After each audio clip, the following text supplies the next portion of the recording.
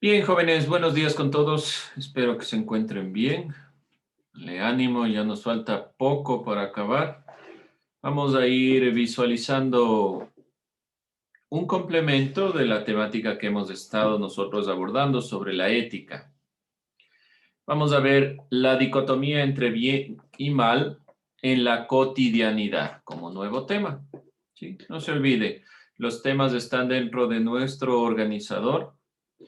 Les voy a ir pidiendo ya que vayamos visualizando, ya que si necesito que ustedes estén al tanto. Obviamente siempre hemos estado puntualizando los temas para nuestras clases, pero siempre es importante que ustedes tomen en consideración estos elementos. Vamos a iniciar esta perspectiva. Bueno, ayer estuvimos viendo esta consideración de lo que es propiamente ética moral, pero sería importante siempre comenzar preguntándonos si nuestro tema es la dicotomía entre el bien y el mal. ¿Qué entendemos por bien y mal? ¿Qué es propiamente lo bueno y lo malo, el bien y el mal? Siempre hablamos también en la clase anterior que propiamente el análisis ético es sobre el análisis del bien y el mal, y decía Hannah Arendt que el problema en la Segunda Guerra Mundial fue que no se distinguía entre el bien y el mal. Pero ¿qué realmente es el bien y qué es el mal? Es lo que me queda la duda. Vamos a ver qué nos dicen ustedes. Ayúdeme, Anthony. ¿Qué cree usted? ¿Qué es el bien y qué es el mal?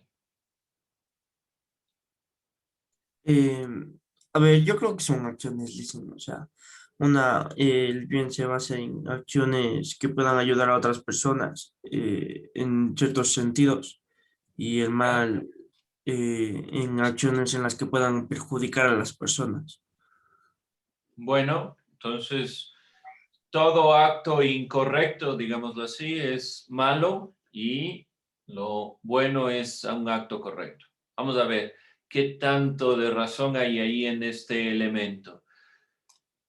Veamos otra opinión. Sebastián, ¿qué es el bien y qué es el mal? Haga el bien, hijito, le debe decir a su papá. Que el bien son valores que puede beneficiarnos y beneficiar a otras personas y el mal son cosas que pueden dañar a las personas.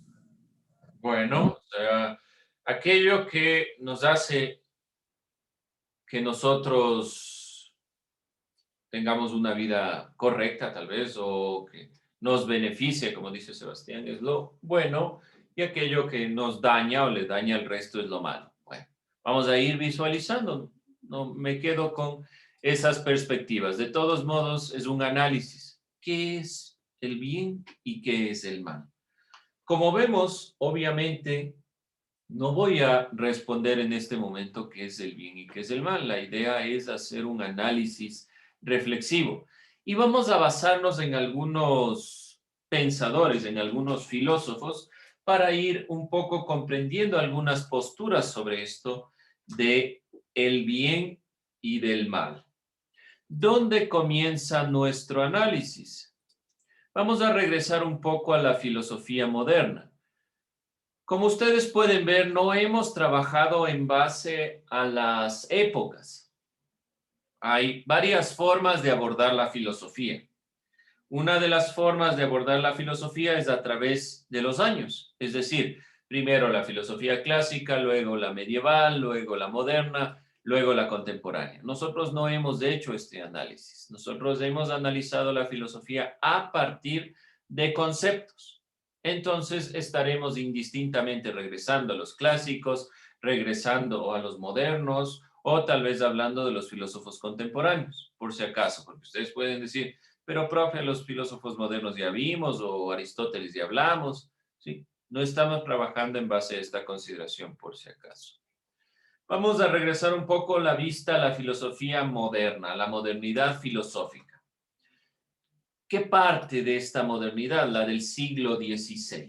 La reflexión filosófica que se inauguró en la modernidad a partir del siglo XVI plantea que el deber del ser humano es ser completamente libre. Esa es la perspectiva de la filosofía moderna y donde nace también este análisis de lo bueno y lo malo. ¿Por qué razón específicamente? Si el ser humano es libre, quien toma las decisiones somos nosotros. Por lo tanto, ¿a quién va a afectar esas decisiones? Es directamente al individuo que toma las decisiones. Recordemos un poco cuando hablábamos de filosofía latinoamericana. ¿Cuál era la crítica de la filosofía latinoamericana? Que el pensamiento es un pensamiento individualista, que se centra mucho en el individuo. Entonces, esta consideración del análisis ético tendrá mucho que ver con el individuo. He puesto dos frases, sobre todo la frase de Descartes que ya hemos visto sintetiza mucho el pensamiento moderno. El pensamiento antes de la existencia, el pensamiento, la razón guía toda la consideración de la época moderna. Y como vemos en el título, dicotomía entre bien y mal es la separación justamente entre qué es lo bueno y qué es lo malo. En la época medieval, toda esta época de la religión y todo el proceso religioso, nosotros veíamos directamente o se puede comprender que está claro, lo bueno es lo que se ha dictado desde la religión, desde el pensamiento religioso. Y lo malo es eliminar estas consideraciones. Pero en la época moderna comienza a asomar esto de que el ser humano es libre. Entonces, no directamente no nos plantean normas ni leyes.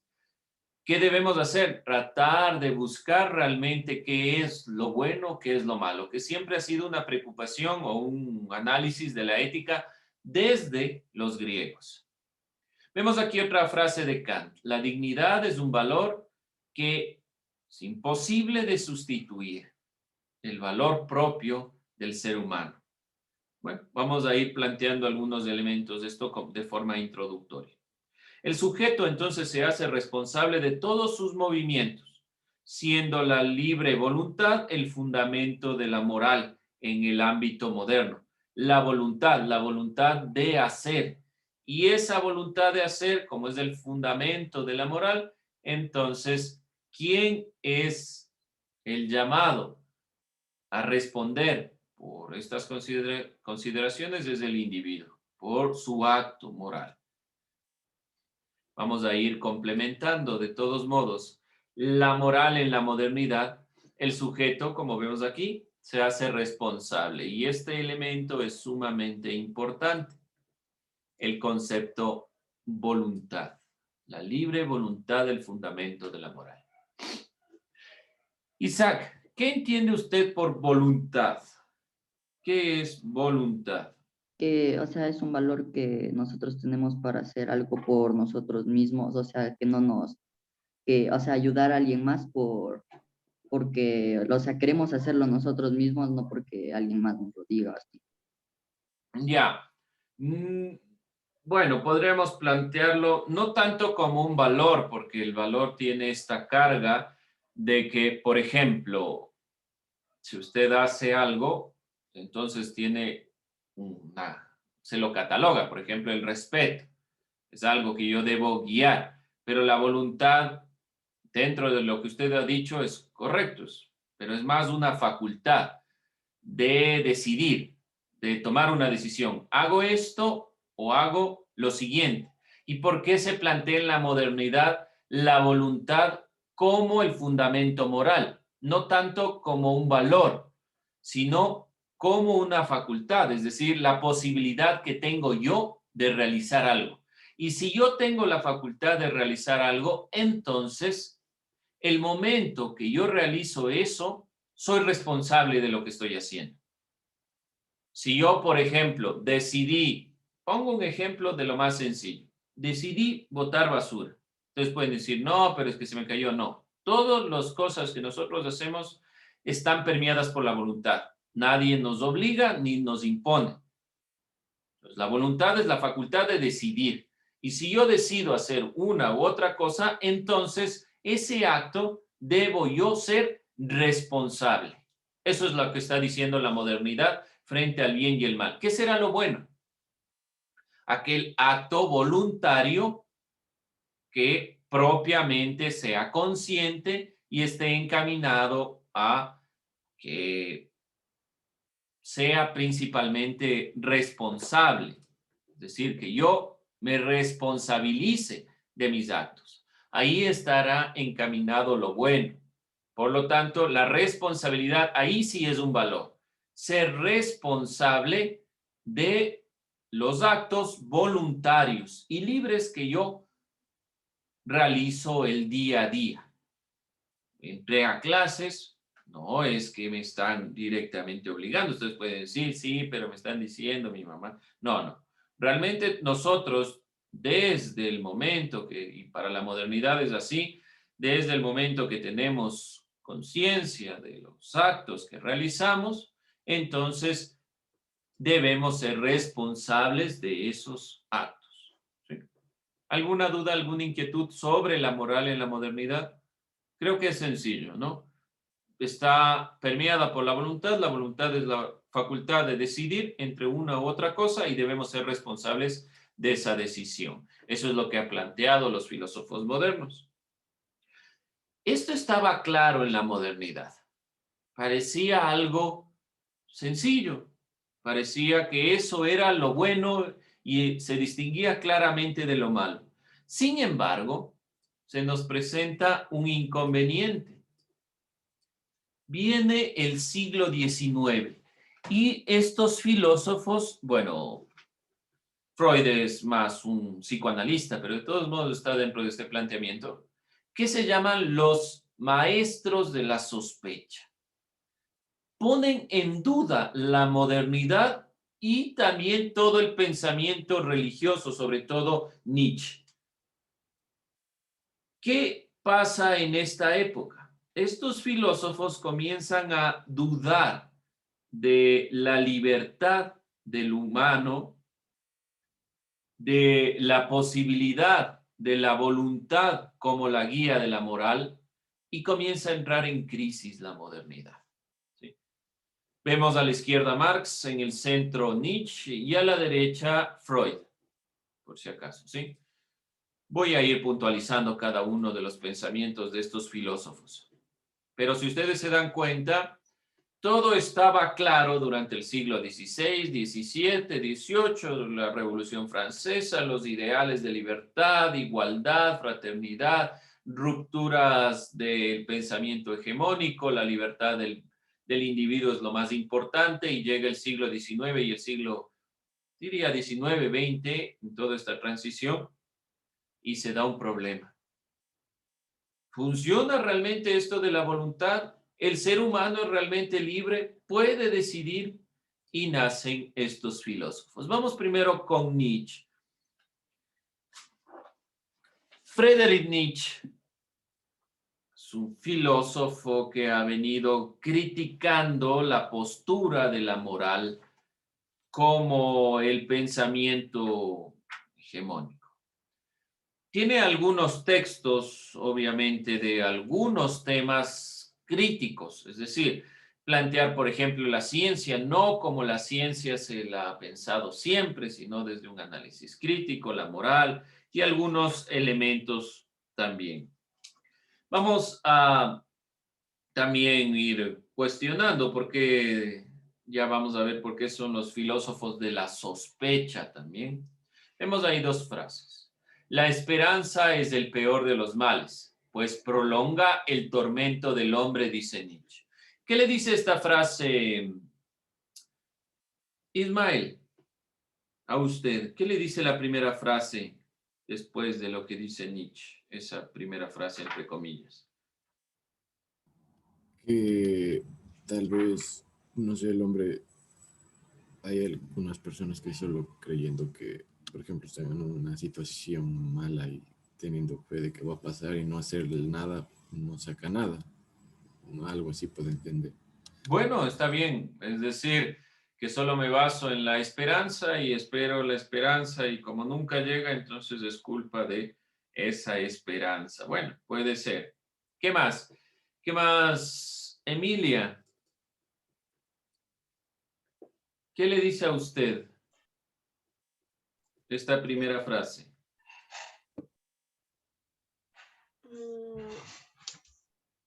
Que el estar esperando algo y la espera es larga es el peor tormento a una persona. Bueno, miren, esto de la esperanza está muy ligado a la perspectiva religiosa. Nietzsche es un crítico de la implementación de la religión en cuanto a lo bueno y lo malo, de aquello que se nos dice siempre, por ejemplo, la esperanza de que el día de mañana será mejor, que después de la muerte iremos al cielo y todas estas consideraciones. Nietzsche dice, vivamos ahora, la vida de hoy. No esperemos a el mañana ni tengamos esperanza de... Eso es un tormento constante para el ser humano.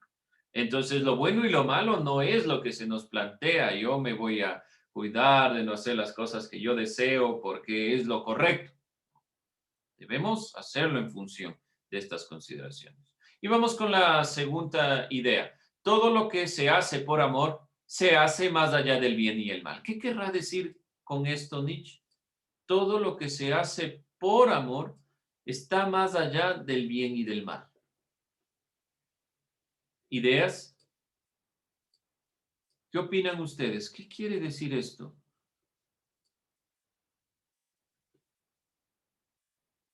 ¿O está equivocado tal vez Nietzsche? Se equivocó Friedrich Nietzsche. Ahí. Todo lo que se hace por amor se hace más allá del bien y del mal. Perdón. ¿Qué será? ¿Qué quiere decirnos con esto Nietzsche? Vamos a dejarles ahí la duda. Vamos a plantear algunos datos de Nietzsche para tenerlos en cuenta, ¿sí? Nietzsche es un filósofo alemán, Friedrich Nietzsche. Es uno de los filósofos, creo yo, que más se ha leído porque genera mucha controversia. Entonces, a la gente le encanta leer controversia y ha leído a Nietzsche, pero Nietzsche tiene muchas cosas de fondo. 1844 a 1900. Tuvo un final trágico en su vida. Nace en Prusia y resulta enormemente impresionado por la obra de otro filósofo llamado Schopenhauer, que es llamado el filósofo pesimista. El mundo como voluntad y representación, una de las obras de Schopenhauer que más le llaman la atención a Nietzsche. Es bastante prolijo en su pensamiento y al finalizar su condición física y mental fueron empeorando y abandonó su carrera universitaria para dedicarse a escribir. Tuvo varias crisis psicológicas al final de su vida y murió a los 56 años. Nietzsche ama la música de Wagner, con quien une una profunda amistad y aunque después rompe su relación y hay todo un proceso de cartas que se enviaban con este gran compositor. Con la llegada del espíritu libre moderno y del pensamiento científico, la humanidad ha dejado de creer en Dios, es lo que dice Nietzsche, y una de las grandes frases de Nietzsche es: Dios ha muerto en su pensamiento, y considera que la modernidad en cuanto a la ciencia debió romper toda esta condición de la época medieval, sobre todo.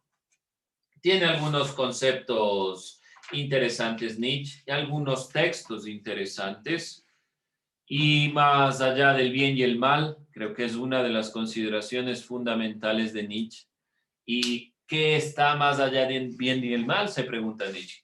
¿Qué hacemos nosotros sin considerar lo bueno y lo malo? Todo aquello que hacemos por amor está realmente más allá del bien y el mal. Yo si hago algo por amor por una persona, no estoy considerando si lo estoy haciendo que sea bueno en los cánones que la sociedad considera bueno. Lo hago porque me importa esa persona. Entonces, todo acto que está más allá de lo bueno y lo malo es el amor. Es lo que plantea Nietzsche. Entonces, la guía no es la voluntad, no es lo bueno y lo malo, sino es el amor. Vamos a ver qué nos dice otro pensador, Freud. Dice Freud, los buenos son los que se contentan con soñar aquello que los malos hacen realidad. ¿Qué le dice esta frase? Vamos a ver, Luis Quimis. ¿Qué le dice esta frase? La primera que vemos ahí.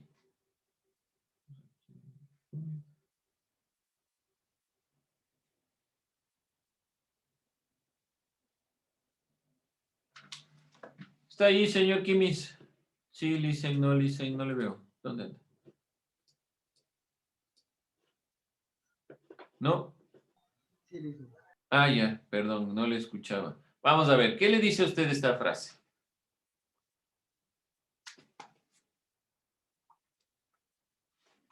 ¿Qué querrá decir? Sigmund Freud con esto. Todos piensen, por favor, les voy a ir preguntando, así que vaya pensando. ¿Qué querrá decir Freud con eso?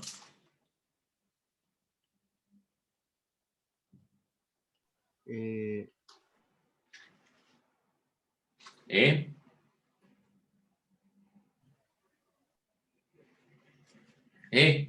No pasó de ¿Qué será?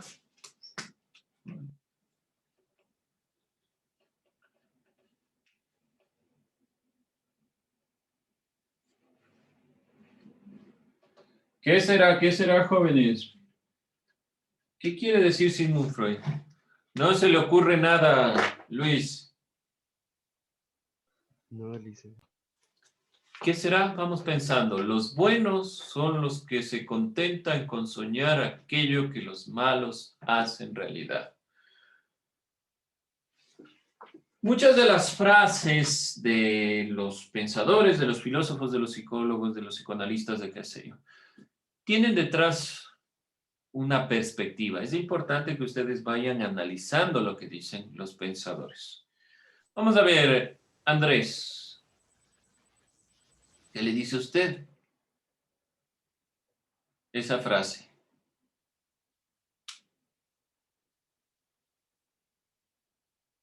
Que entre todos nos podemos hacer daño.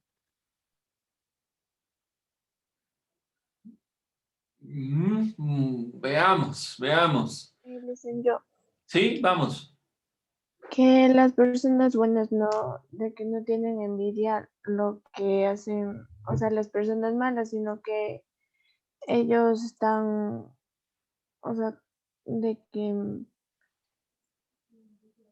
tienen buen corazón, así. Veamos, siempre entendemos nosotros eso. Lo bueno, los buenos son aquellos que hacen cosas buenas, son aquellos que piensan cosas buenas. Miren lo que dicen, los buenos son los que se contentan con soñar aquello que los malos hacen realidad. Está criticando el concepto bueno y malo. Nosotros por lo general entendemos aquella persona buena, aquella que hace actos buenos, supuestamente. Pero para Freud, lo bueno solo es aquello o está dentro de la consideración de este sueño que no se concreta nunca. Entonces, lo bueno y lo malo no es esta dicotomía entre allá lo bueno, acá lo malo, sino que realmente es poner en práctica lo que conocemos. ¿Qué es a veces también lo bueno? Usted debe hacer esto. Entonces evita casi siempre poner en práctica las cosas. Y los buenos, dice Freud, se contentan con soñar. Es decir, siempre estar pensando en esas posibilidades que nunca se concretan. Y por eso es que supuestamente los malos lo hacen realidad. No hay tal consideración, no es tan sesgado lo bueno y lo malo. Es una crítica detrás. No es tan sencilla, obviamente, esta frase de Freud. Hay algunos elementos ahí que pueden irse trastocando. Sabemos muy bien que es un psicoanalista y lo que le importa es cómo el subconsciente va influyendo en la toma de decisiones de las personas. Pero de todos modos, raje esta frase en esa consideración. Y vemos otra frase. Con esto vamos a cerrar. Todo chiste en el fondo encubre una verdad. Vamos a ver qué nos dicen ustedes. ¿Qué querrá decir esta frase? Todo chiste en el fondo encubre una verdad. Vamos a ver que ya que se nos está riendo Steven Granizo, seguramente le comprendió esa frase. Vamos a ver, Steven Granizo. ¿Qué Él quiere dice decir? Todo chiste en el fondo encubre una verdad. digamos que hicimos algo malo y tipo para tapar, para que no se den cuenta de lo que hicimos, intentamos hacerlo ver chistoso para no tener tanta culpa. Bueno, puede ser, pero sí, digamos lo que ese ejemplo es válido en esta consideración. Por lo general, todos los chistes que nosotros hacemos, de cualquier tipo y en cualquier índole, detrás están encubriendo una parte de nosotros. Tanto, por ejemplo, las críticas que se ha hecho a la sociedad contemporánea, ejemplo de lo que es los homicidios y todos los problemas que se han presentado en nuestra sociedad, detrás lo que enfatiza son los chistes. Freud y muchos filósofos, pensadores, plantean que en los chistes se está encubriendo una parte de nosotros que no queremos visibilizar, que no queremos mostrar. ¿Por qué nos hace gracia una cosa u otra? Detrás hay algún elemento, como les digo, Freud es un psicoanalista y lo que le interesa es el subconsciente, está tratando de analizar justamente cómo no se da nuestro comportamiento. Y nuestro comportamiento no está en la voluntad, en la toma de decisiones voluntarias, sino que depende, y este es el punto en Freud en cuanto a la perspectiva moral, depende de consideraciones culturales, depende de consideraciones externas o de consideraciones también internas en cuanto a nuestro subconsciente. Vamos a terminar ahí la clase. Nos vemos en historia.